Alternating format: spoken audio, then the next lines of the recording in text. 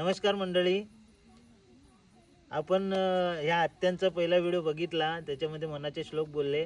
आता आत्या बोलत आहे, दासबोध मधला अध्याय बोलत आहे. तर ह्या व्हिडिओला पण तुम्ही लाईक करा, शेअर करा, कमेंट करा.